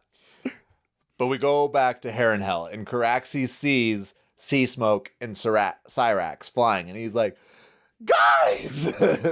I've been so lonely. I've been laying here all by myself." It does like a little cheer for him. The exteriors on Harrenhal in this episode too, killer. Yes, and it very much like you can see that it was burned by dragon fire to the point that it almost looks like a volcano. Mm-hmm. Like just like everything around it is dead and just melted rock. And that's all of the steps as Rhaenyra is walking up into it. Really, really cool. And I don't know how much of that was practical or generated, but seamless look. I will say this, like I'm not criticizing, it's more just funny to me. Every single time that they have shown Harrenhal in a new season, it's been different. In a Game of Thrones, it was different. In season 1, it was different. And in this one, it's different. Like, again, I'm not criticizing. It's just funny to me. Call me a filthy casual. I hadn't noticed yet. But for your experience, is this the best one yet? Oh, yeah. Okay, as long as we're moving in that direction. By far the best. But also get a look-sees at the army Daemon has raised. He's not done bad. Has not done a bad job. No, they got some numbers on their side here. I'd say that the way this season wraps up, the power balance has decidedly shifted in Team Black's favor. Oh, most definitely. Between the dragons, the reinforcements from the north. Like the Triarchy is a big get, and sort of like establishing a chance for Team Green here, but Team Black, man, these moves panned out. They did pan out.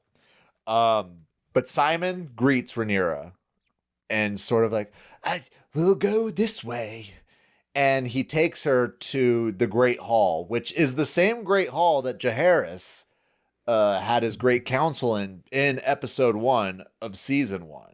Yes, which is setting up this scene to be a big one. Mm-hmm. Because again, we are concluding Daemon's arc for the season, Daemon and Harrenhal, where between the visions and the conversation that he had with Alfred, he has come to accept that Rhaenyra is the one true queen. Yes. He says the realm's only hope is the realm's only hope is a leader who can unite it, and my brother chose you. And then he kneels. And winter is coming. Yeah, he had, of course.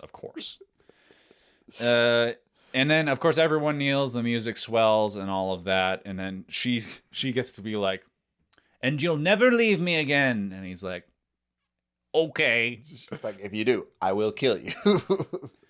Now, how do we feel about Daemon's journey through this season. Could have been done in 3 episodes tops. Yeah.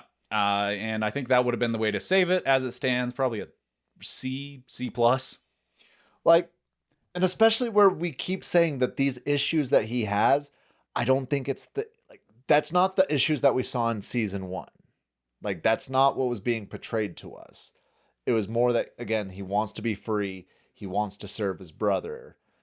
You can make an argument that, yes, he wanted the throne, but it was always to serve his brother was more important. He wanted to be seen by his brother. Yeah. I think that we were set up for a more interesting conflict between Rhaenyra and Daemon in that argument they had earlier in the season. Where it more so just came down to, like, Daemon didn't so much respect her. Yes. Not so, but then they tried to kind of contort the plot of the season to where it's like, no, Daemon is wanting, he's thinking about turning to the dark side and seizing the throne for himself, which to me never played. Like, that never really fit with the character and always felt put on. And honestly, I think that, again, Daemon, I'm not turning on Daemon defense here. I'm just acknowledging that Daemon is not, like, a good guy. Like, he has done many misdeeds. Yes. So along those lines, this isn't totally a surprise, but that it ends up being that Daemon had to basically have, is it Aegon's dream? Or no? It's Aegon's dream. Okay, the first Aegon. That he basically has to have the same dream and have it confirmed to him that Rhaenyra is like divinely, well, that's not true. That's extrapolation, but that all the White Walkers and all of that are coming. Yes. That he has to have that, like, projected into his mind for him to decide that he's going to be a supportive husband. I'm not really into that. That's not a character decision. That's like, you have the Terminator 2 vision of the nuclear holocaust, and you're like, oh yeah, well, now I'm on board. Now that the gods have come down and like let me know specifically, it's not a character choice. It's a necessity thing. Yeah, it's just that it's a contrivance. It's that he got the information right when he needed it, because then we can resolve this manufactured conflict within him. So, real quick. Conspiracy glasses are on. Conspiracy glasses. Okay, take everything to follow until I note otherwise with a grain of salt. As I journey, as I do my duties as Sultan of Socials, you come across a lot of people saying that some of the show writers don't like Daemon. And in season 1, they particularly did not like how people loved Daemon as a character in season 1. Which is so backwards. Yeah. I mean, and it's maybe like people are liking him for the wrong reasons, which is something that we've said. Yeah. But it's like, oh no, people like what we made. This won't do. That's what I'm picturing. So, and according to these people, I tend to agree with them. I feel like the writers were like, okay, we don't want people, we don't like that people liked him last season. Let's pump the brakes a little bit on them liking Daemon and give him more of this slow season. Give him this more, like, let's not let him commit the war crimes that they seem to really enjoy. So they were going for introspection then. I think that's what they were going for. And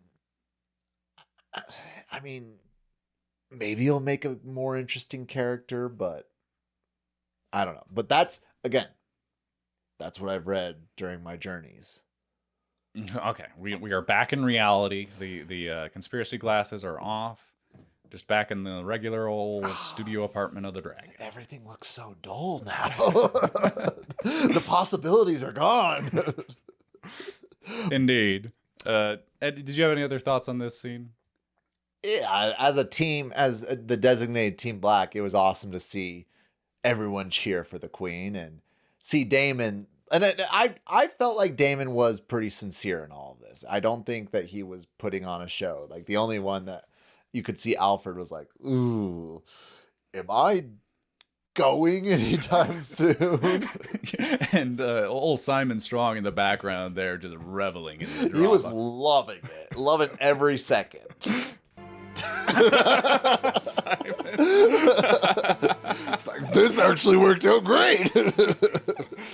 There's something though, and I'm probably reading too much in this, on when Daemon says, and Viserys chose you. The way that he says that, it's almost reluctant still. And I don't know if that was intentional or if that was just me hearing the line a certain way to make me, able to consider a character how I want. But I feel like maybe there was something a little bit there where he's coming out and saying, like, no, I support you. But there was also a sort of a hesitation before he knelt. This is how I interpret it. That's all, like, I think we can both agree that that's what Daemon wanted. He wanted Viserys to choose him. He wanted to have that love from Viserys, to have that trust from Viserys. That's a better way of putting it, because the way that the show keeps trying to cram is like, Daemon wants the throne. Yes. And that's not it. He wanted Viserys to approve of him, which that would have been a big way for him to demonstrate that. So for me, I see it as like, yes, he's hesitant. He's hesitant to accept, like, yes, he chose Rhaenyra. Like, he trusts Rhaenyra. It's not maybe that he didn't trust me. He trusted his daughter. You're probably right. But good scene. Glad we're done. Again, all of the like extra costuming, the background characters in this, immaculate. This scene probably cost a outrageous amount of money, but it really shows in the final result.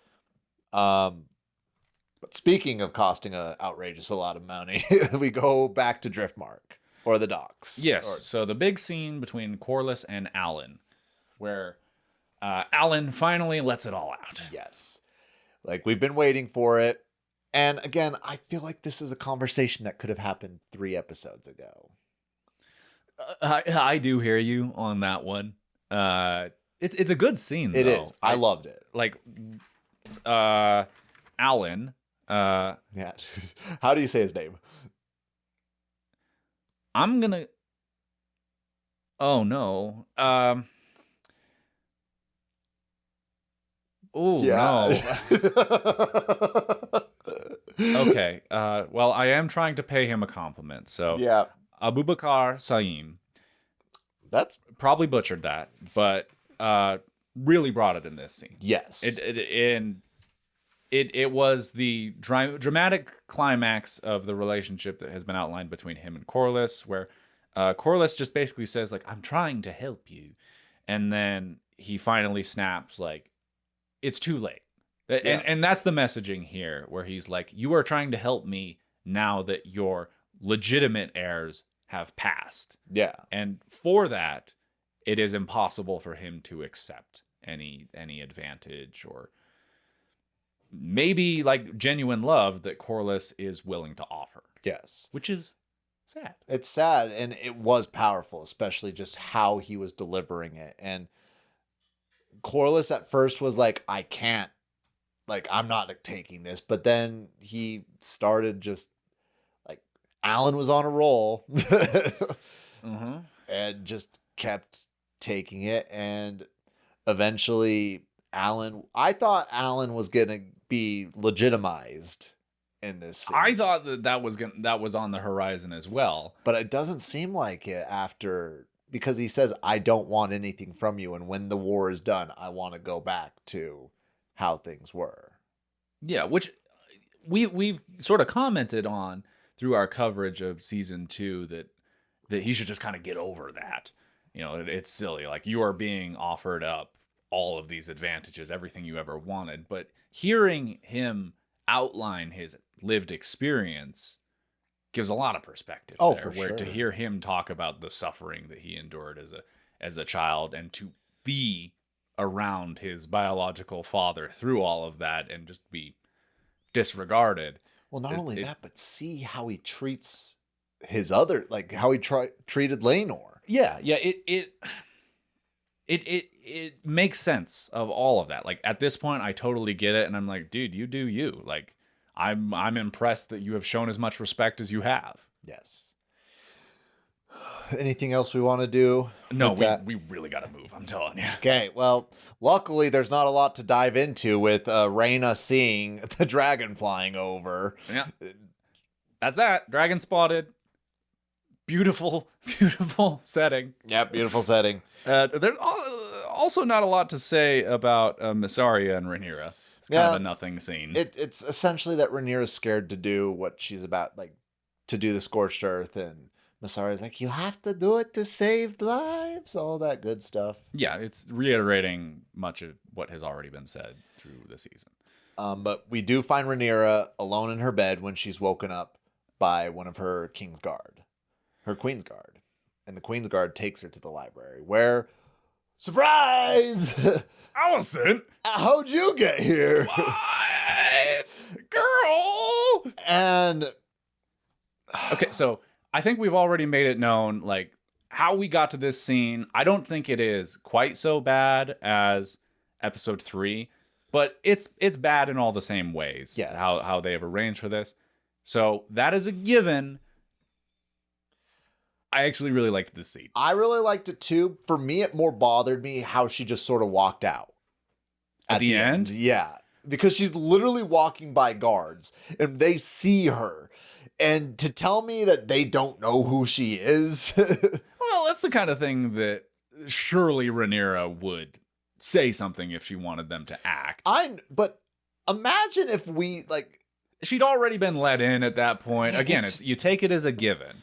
It just was ridiculous to me. But Alicent admits that she was mistaken. And again, the entire time I'm thinking like, oh, sure, you think it's a mistake now that the tide is completely turned and you're... And those turntables. Yeah, exactly. Like, oh, so now that Rhaenyra has these 7 dragons, you're like, oh, well, you said you wanted to talk, so let's talk. Fair. I think that Olivia Cook is doing tremendous lifting in this scene. She is. I don't want to discount that. It just, to me, it very much, and again, I know that the whole scene that she went through last episode, but just with all the circumstances surrounding it, it feels to me like, please don't kill me. You have 7 dragons now. Please don't kill me and my daughter. Oh, well, it is. She's petulant throughout the scene. Like, she is demonstrating a great awareness of how things have played out. And she's practically begging here. And I find it mostly satisfying in that, like, I know that, and like, I was guilty of this as well when I just heard, like, got the 1-sentence summary of what this scene was going to be. I'm like, that's terrible. Yes. That makes no sense. Like, Alicent shows up to Dragonstone and like, has another heart-to-heart with Rhaenyra here.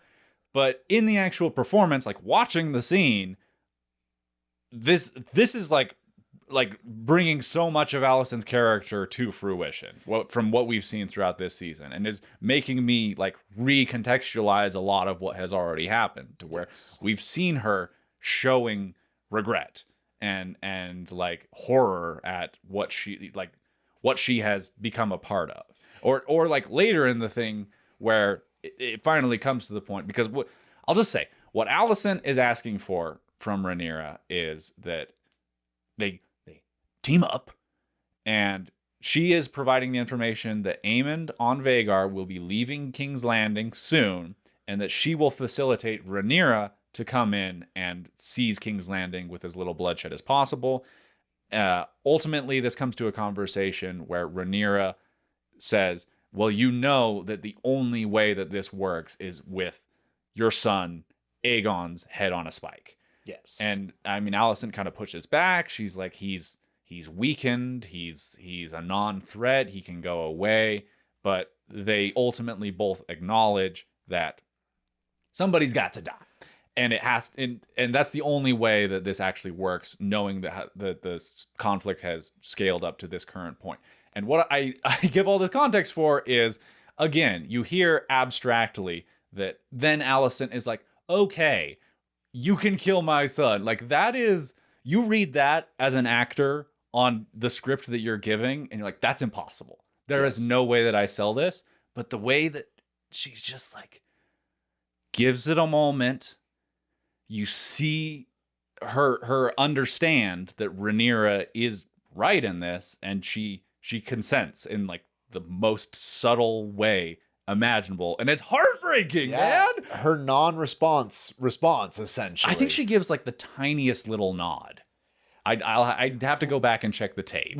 This is definitely an episode that I'm going to be rewatching just to look over everything. But we can't sing Darcy and Olivia Cook's praises enough. Like, without both of their performances, I think this had the potential of being like, the scene. It's like B+ writing and A+ performance / execution. I even think B+ is like, it's a B- territory. Yeah, but both Olivia and Darcy just absolutely brought it.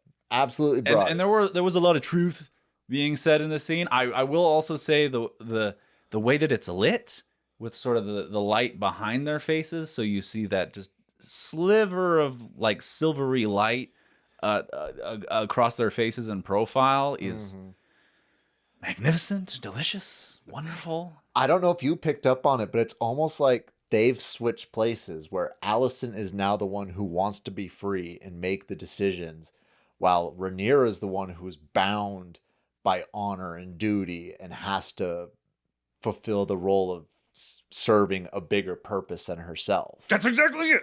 That's what this whole show up until this point has been building to, and it's taken this much time for Alicent to truly realize that, because to accept that, she has to betray her whole life up until this point, and to a very significant degree, her own flesh and blood. Yes. Well, we already determined Alicent's a bad mom. Like, it's like what great loss that she's not going to be able to hug her son. Their great talks, their heart to hearts they have. Yeah, but I still found it pretty powerful. You're absolutely nailing it down, where Alicent's whole thing has been like duty. She's down the line. She trusts the system, and in the beginning of the show, Rhaenyra was very much the opposite. She was rebellious and was low key like rejecting her birthright, her destiny, and all of that.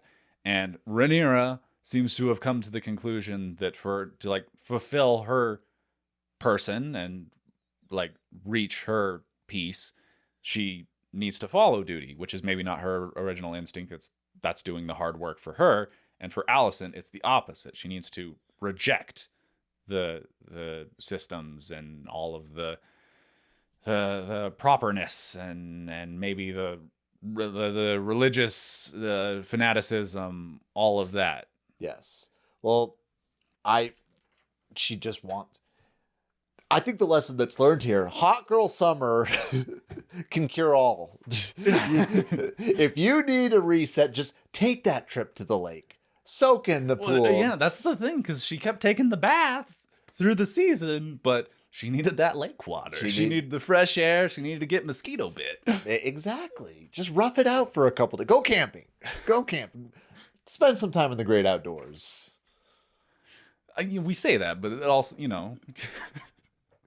I've learned some things about myself in the wilderness as well. For sure. But it does come down to a son for a son. Yeah. A son for a son. I think it's said twice in this scene in particular. And so that is, because we'll talk about it here in a second, but essentially we then move into a montage of all of the setup for that season 3. Yeah. So what we're really left with in a proper scene to chew on is what Rhaenyra's decision here. Is she going to choose to trust Alicent and make the play for King's Landing, even with all of her armies mobilized otherwise? Or is she going to throw up the middle finger and, proceed with the plan as originally outlined?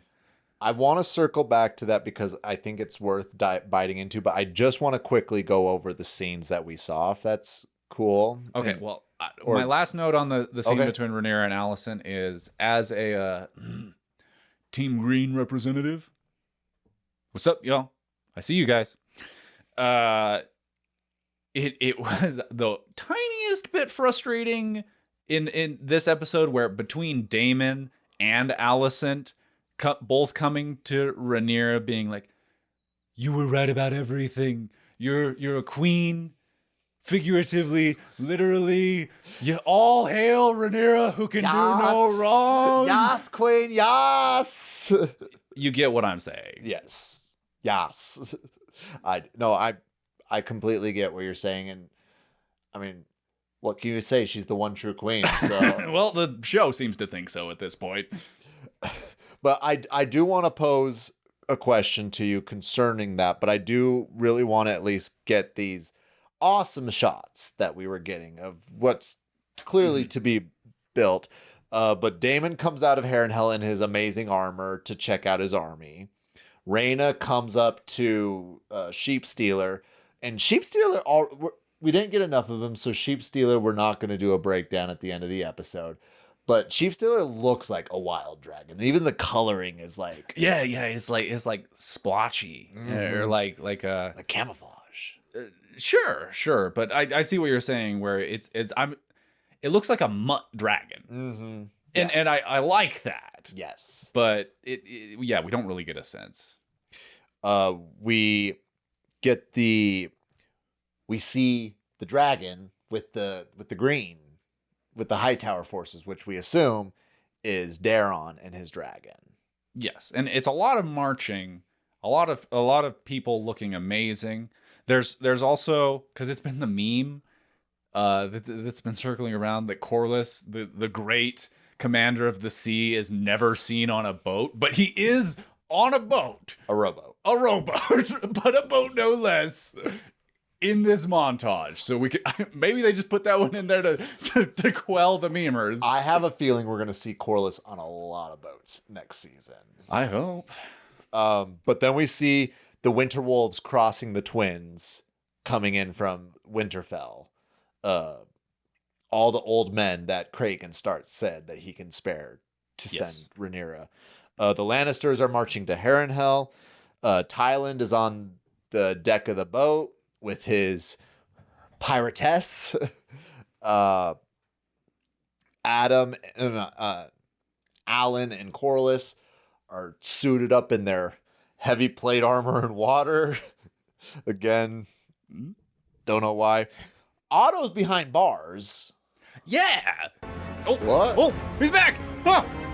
And he's behind bars? What? Like, and we've just not gotten any of his story for the second half of this season. Like, what is going on? Like, why is Otto behind bars? Yeah. Which tells me the fact, if Otto was captured by Team Black, they would have shown that if that was the case. But the main headline is that expectations are sky high for this pilot of season 3, or not pilot of the first episode of season 3. And we already discussed it, but one of the last ones was Larys was leaving King's Landing with Aegon. Yeah, which creates a problem for this whole plan that Alicent has proposed to Rhaenyra, which also leads me to believe that she is going to choose to trust Alicent, and that is going to be the wrench that's thrown in that just sends everything to hell. And that sort of leads me to the question I want to pose, and I know that we need to get wrapping up soon, but I want to pose it real quick. If you're in Rhaenyra's spot, again, I know you're Team Green. It's hard to think from a Team Black standpoint. Yeah, this is going to be a totally new experience. But what would you do? What decision would you make if you're in that situation? I would not trust Alicent. Yeah. Absolutely not. What do you think? Well, to me, like, it's one of those things that's too good to be true sort of situations. to me, Vhagar is the threat. I would use my forces to go take out Vhagar. Like, once Vhagar goes, they don't really have, like, Team Green doesn't really have. It's checkmate. Even if they, get a willing rider for Dreamfire, they're done. The Team Black wins. Yeah. So I'm with you. That's a little more practical. I'm just over here like, this Alicent plan sounds pretty far-fetched, even if she is telling the truth. I don't think that's the play. No, I had a very constructive conversation With me? on Twitter. Not Twitter. Lies! on TikTok. Sorry, on TikTok. Slightly better. We argue about dragons. We don't argue about anything else on these. We are not the same. I'm not saying awesome, but I was constructively disagreeing with somebody about the fact that at the end of episode 7, if they would have bum rushed Vhagar, they would have taken out Vhagar. Somebody online had some disagreements on that, just because Silverwing and Vermithor's riders were inexperienced. However, Moondancer and Vermax have riders that are experiment. I personally think that Team Black could have come away with no dragon casualties in this particular instance. But if we were to have an instance where all 7 dragons came to the battlefield where Vhagar was, at the most 2 dragons are going for team. Which would be sad. And honestly, 7's overkill. Like, how many dragons, like, regardless of which dragons you're choosing, how many dragons do you need to take out Vhagar? Is it like for sure, do you need 3 or 4? I mean, I want the job done. We learned at Rook's Rest that more is better. Yeah. And so, probably 3 could do the job, but just full send it. Just send all the dragons, because if you send them all, I'm confident in saying they could all take out Vhagar without any casualties. And once Vhagar's gone, you can easily win the war. That's my thought process. And again, I know Rhaenyra's like, if I get the Iron Throne, then I win. But that's not the case. Like, Vhagar is, just because you have the throne, it's now the roles are reversed. Yeah, and that's her whole thing, is like, she wants, like, if she makes this play with Alicent, then she can do it with minimal bloodshed. But Aemon's not going to stand for that. No.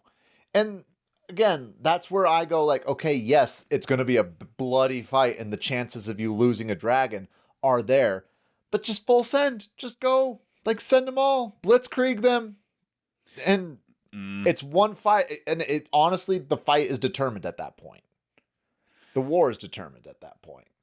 Well, I guess we'll just have to wait and see how it all pans out. Wait and see. Pretty strong episode, if I may say so, for my opinion. I will honestly say for the Lizzies next week, it's making a running for best episode. It's in the conversation. It's in the conversation. I reckon. Do you want to, before we do fit picks, tell me thoughts on the season overall? Like 20, 30 seconds. Because we will, of course, let's just outline that actually right now. Yes. So the release schedule moving forward. We have 2 pieces of House of the Dragon content planned, which will be following our pattern from season 1, where we will do a episode of the Lizzies. That's like our best of kind of award show thing, where we will be giving out our picks for best performances, best dragon moments, best track from the score, all of that. Yep. So that's the first thing coming down the pike, and then that will be followed by a dragon grades breakdown for major dragons from this season that we have not already discussed in our dragon grades for season 2. Do you want to tell people what's going to happen after those drop this week? Because we are not going away. We've had a few people asking in the comments below, like, what are we going to do next? So prior to season 2 being filmed, we have actually watched and filmed 2 episodes of the show. And that's going to be weird, releasing something but they're great episodes. They're good episodes. And then I'm almost giddy and excited to tell you guys we're going to be discussing. We're finally turning into the podcast I wanted to do all along. and we're going to be talking some dragon movies. Yes. We're going to be doing the next, I believe, 10 movies at least, possibly even more. Are going to be this next 10 are going to be strictly dragon movies. And in particular, the next one is going to be 2006 Aegon. So I know it's in all its glory. There's some feelings behind that one in particular, and there might be some righteous raw feelings that you're going to see. Yeah, you were pretty fired up on that one. But yeah, so that's going to be obviously this is going up on, I don't have a calendar in front of me, but it's going to go up tomorrow, August. So this episode's coming out August 5th. Yes. Those 2 House of the Dragon pieces of content will be coming out and released by the 12th. Yes. And then on August 19th, that'll be our first film coverage. That's Aegon. Yes. Again, great episode. Look forward to it. Subscribe if you haven't. And we hope to see you then. Yeah. We have fun with it. And we'll let you guys know going forward what movies we'll be covering. We'll be releasing snippets. Just make sure to follow us on our socials to see that. But before we have Richie take it away. Right. So that was, I bring that up just to say we are going to talk a little bit about feelings on the season overall, but I think a lot of that conversation we're saving for the Lizzie ceremony. Yes. But 30 seconds, I liked a lot of it. It was a filler season. I know that you're saying it was a ramp up filler season. I still feel like it was a filler season. And I'm sorry, like when the peak moment was in episode 4. That's just moving it around. Like it doesn't matter to me where it lands. And I actually appreciate when television shows like play with that established format. But I'll stand by what I said earlier. I'm not saying that it's bad because I can very much see the payoff of this season going forward. Like if this has the potential to be an amazing season, depending on what it leads to. But in the moment, it makes me wanting more. It makes me like not even wanting more as like, oh, I can't wait for season 3. I'm like, okay, all of season 2 was building up to the excitement of season 3. That last montage, like you said, it was there to excite us. But that was all what we were wanting in this season. All right. So definitely not up to the standard of season 1. I think you and I agree. Yeah. But not a fumble. The show isn't off the rails. It's not dead. I'm still very excited for season 3. I'm not saying what everybody else is online about. This is a garbage, boring season. Nothing good. I'm like, no, like there's some good things that happen, but it definitely also felt like a filler season. Again, I know you don't have that opinion. There's some bloat here. Filler is a very strong word. And like, especially the connotation to like filler in anime, that is not at all what is happening here. Like they are bleeding so much money for every scene in this show. Yeah, there are, unnecessary scenes here and there, but that they brought it down to the 8 episodes, I don't think that hurt the season. It's not up to the standard of the first season, but I've already said that. I mean, where would you, like, what, if any, season of Game of Thrones would you compare this to, quality-wise? To me, I'm not as big a season 4 fan as some people, so to me, season 2 of House of the Dragon would be like right below season 4 of Game of Thrones in quality for me. Season 6. 6? Damn. Yeah. I mean, season 6 and there's so many parallels for me. Like, because season 6 did have the epic Battle of the Bastards, but it just felt like everything was ramping up to the Battle of the Bastards. But it wasn't even in this season ramping up to a battle. It was more like ramping up to season 3. And that like reaffirms your point there, where I'm not really keen to like revisit season 6, but I can imagine if 7 and 8 had really brought it, then like, yeah, I'm gonna do the whole rewatch. Yeah.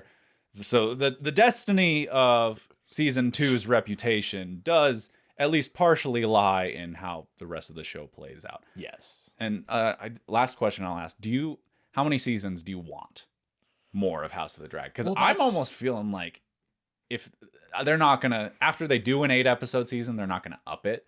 But I'm like, if they got another 10-episode season, they could probably wrap this thing up. I say as a non-book reader, but just like, yeah, I mean, just based off of what we've seen,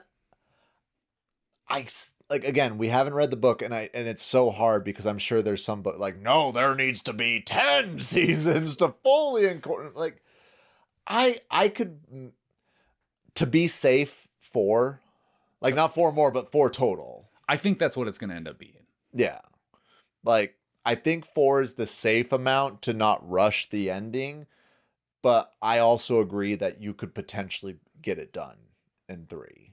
But again, we have no idea where the story is going. We're just in for the ride. So it could be like, guys, you haven't even seen anything yet. I continue to be the least... I continue to enjoy being the least informed person in the room. No. But Austin, what's your number 1 fit pick? What an episode for the fits. We already said it, but we do need to wrap this up. So my number 1 fit has to go to, we'll give this one more go, Sharako. Both of her fits are great in this episode, but I especially loved her like patchwork thing that's going on in her introduction. And you get a little bit more of a look at it in the behind the scenes stuff where there are a lot of weird like totems and trinkets like sewn throughout. So I'm not going to say I'm all in on this character, but I'm all in on the idea of this character so far. Yes. Excited to see more. And by giving her the fit pick for the episode, I'm kind of offering that to just everything that was going on around her. Yes. All of the pirate fits. Fantastic. It is a fantastic fit.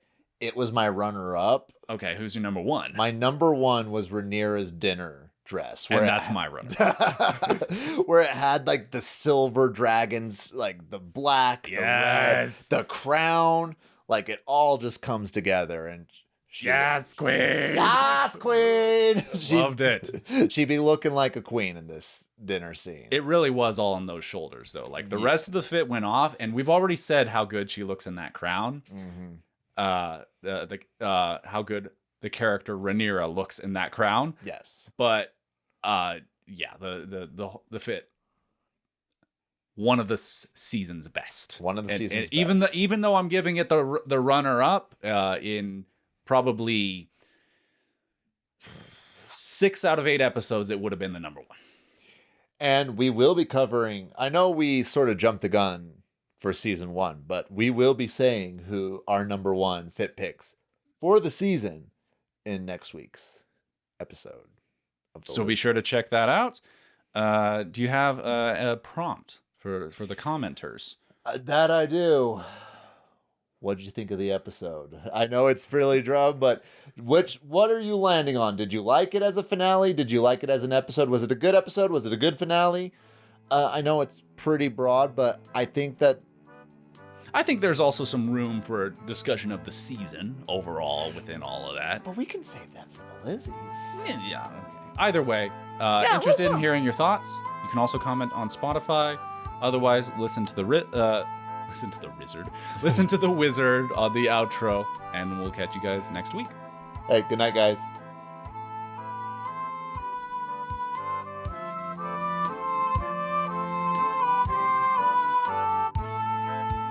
That's all for this week's Dragon Lore. Takes cold and hot, spread shore to shore. Enjoyed yourself?